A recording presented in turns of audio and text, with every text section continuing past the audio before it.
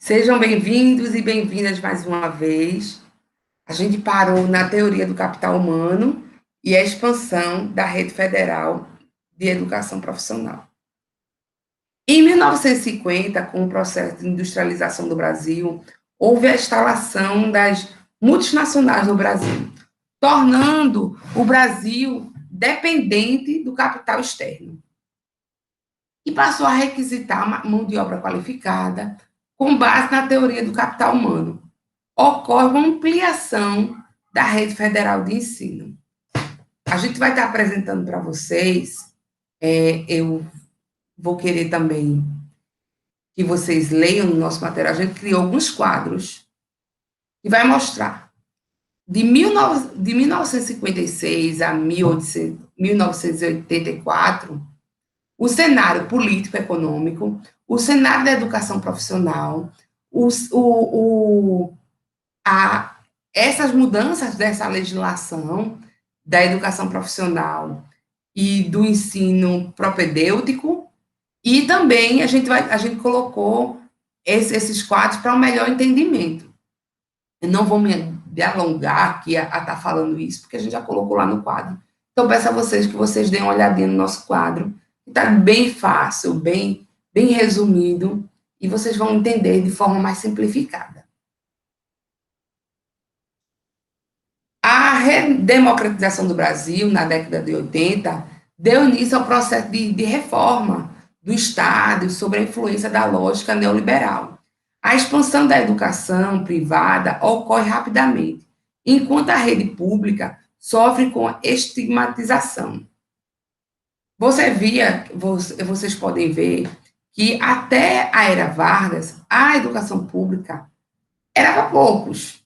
Então, com a ampliação dessa educação para muitos, não houve também uma ampliação em investimento nas instalações públicas, não houve um investimento na formação desses professores.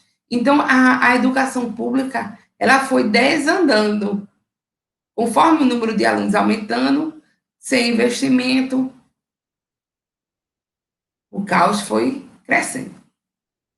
Então, a gente passou um longo período de falta de investimento na educação. Em 1990, a gente já dá um pulo. Na década de 80, vocês vão ver que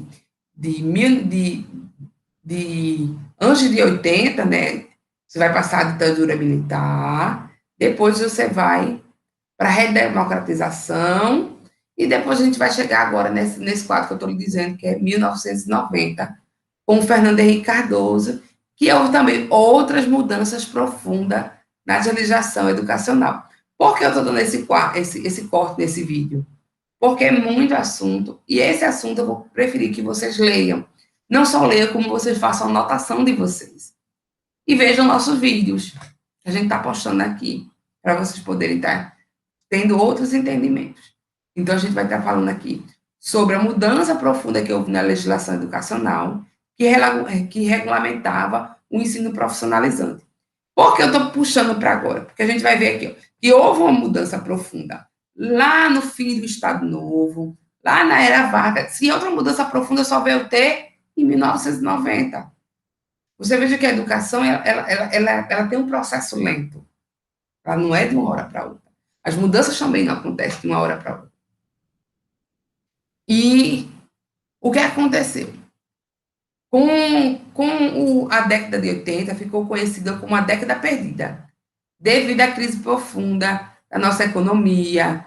Segundo a lógica neoliberal, o Estado ele é o grande culpado dessa crise no mundo.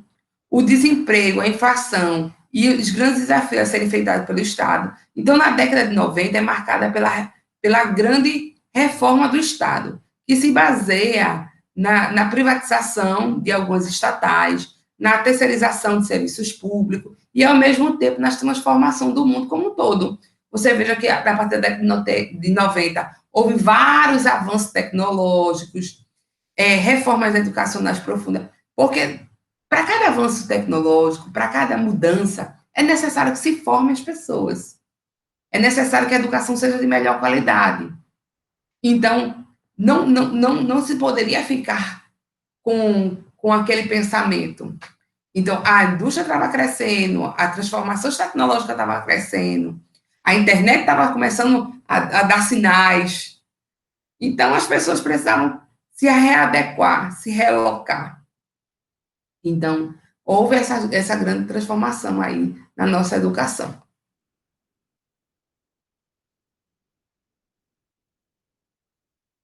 Agora eu estou trazendo para vocês outro período, que é o período de 2003 a 2010, com a reforma e a expansão da rede federal de educação profissional e tecnológica.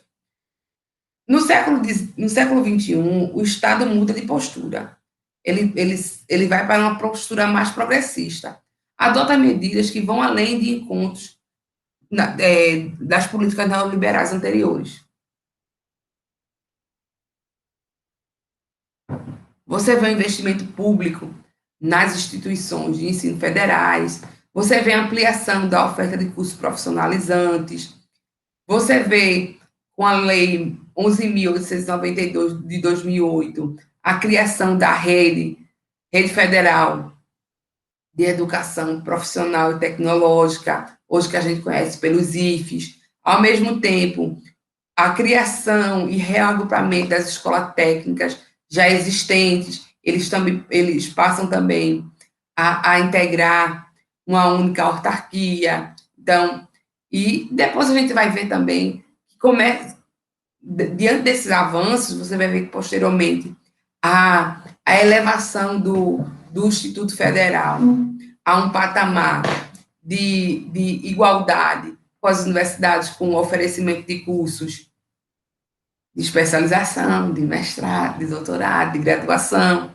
Você vai ver toda essa expansão e reforma que não era pensada para o ensino. E por isso que nós estamos aqui hoje. Estamos discutindo.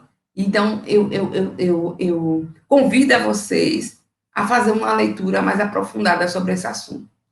E com certeza vocês vão utilizar no TCC de vocês. Porque para falar de formação profissional, tem que se falar um pouquinho da nossa história, da nossa memória, nosso processo de evolução. Então, com o governo Lula, foi sucedido por Dilma Rousseff, foi marcado por um grande volume de programas sociais voltados às camadas mais pobres da população. A conquista relativa de estabilidade econômica e as descobertas das grandes reservas de petróleo, que era a expectativa de crescimento da economia no médio e longo prazo. Apesar de pertencer a um partido de esquerda, os governos mantiveram a transferência de serviços essenciais à população, como a educação, por exemplo, à iniciativa privada. Houve também as privatizações e também houve também uma parceria entre público e privado, mediante repasse de verbas públicas para as empresas privadas, para que eles exercessem a função do Estado.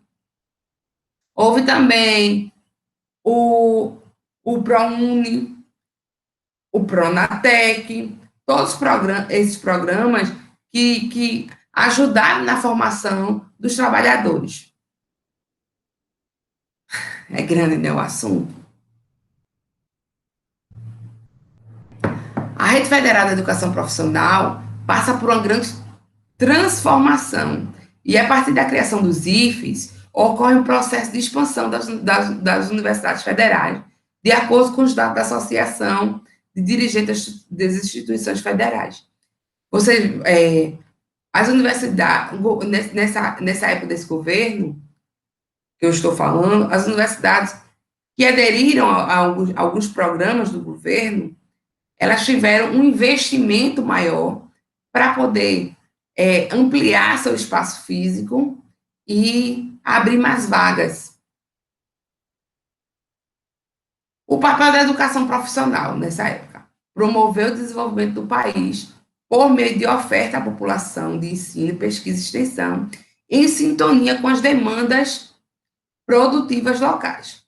Formar professores para suprir a carência de profissionais habilitados e, sobretudo, nas áreas de ciências. Formar técnicos e tecnólogos e engenheiros em áreas específicas, de modo a contribuir para o desenvolvimento de setores estratégicos da nossa economia. Então, qual era o público-alvo dos IFs? Né? Os jovens e adultos da classe trabalhadora e parte da classe burguesa e também toda a população que se interessasse por essa educação mais voltada para essa educação profissional.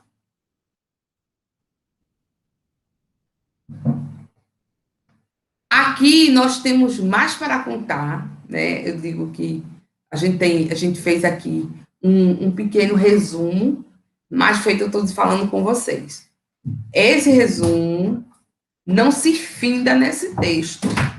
É importante que vocês, vou dar a dica, leiam Cunha, Educação e o Autoritarismo no Estado Novo, que você leia o ensino de Cunha também, vocês leiam Fonseca, quando ele vai falar da história do ensino do ensino industrial no Brasil, que você leia o artigo da professora Silva Maria sobre a educação profissional no Brasil. Por quê? Eu falo para vocês estarem lendo além disso, porque é um resumo. Eu falei aqui 15 minutos de 40, 50, de 30 até 2010, de 80 anos, 90 anos. Então, muita coisa aconteceu. E vocês precisam ler. Então, bom estudo, se dediquem, e no nosso próximo vídeo eu vou estar falando da nossa atividade de fixação. Não perda, viu? Fiquem aí. Um cheiro e um forte abraço. Tchau!